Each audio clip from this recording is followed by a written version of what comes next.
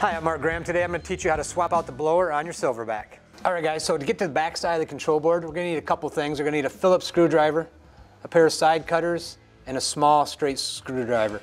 So what we're going to do is we're going to remove these two screws, the two screws down here, the two screws on the side, and there's also two screws in the back. That will release this bottom pan. At that point, I can use my side cutters, cut a few of the zip ties that are securing the harness underneath there. That'll give me the slack to get this board out and see the back of it. And then you can make your disconnection at that point. So let's get this thing taken apart.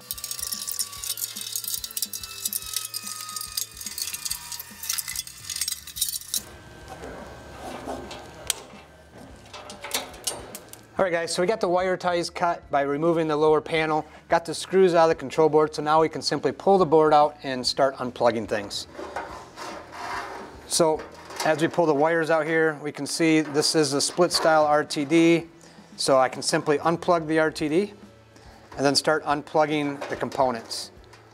Your green to green is going to be your auger, your yellow to yellow is going to be your fan,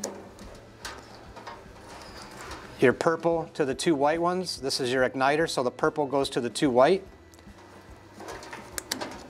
And then last but not least is your power, which is black and white to black and white, and your board's out. Alright guys, so we got the controller taken off, we stuffed the wires back in here. Next thing to do is to remove this hopper shell. You do that by removing this screw, the two in the back. Like I said, we already got the bottom panel removed, but careful when you take that last screw out, this shell will lift right off, exposing everything inside and making it much easier to get to. Alright, so we got the hopper off now. Now to get this blower off, there's a couple zip ties back here I got to cut. That gets that loose. And there's 4 screws securing the fan. Once I get those 4 screws, this fan will come right out. So there's your fan. So simply to replace it, put it back in place.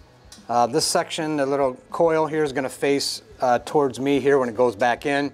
Secure your 4 screws, plug it back in, and as always, secure all these wires prior to closing up the bottom here to make sure none of those wires get caught in the fan blades. Should be good to go.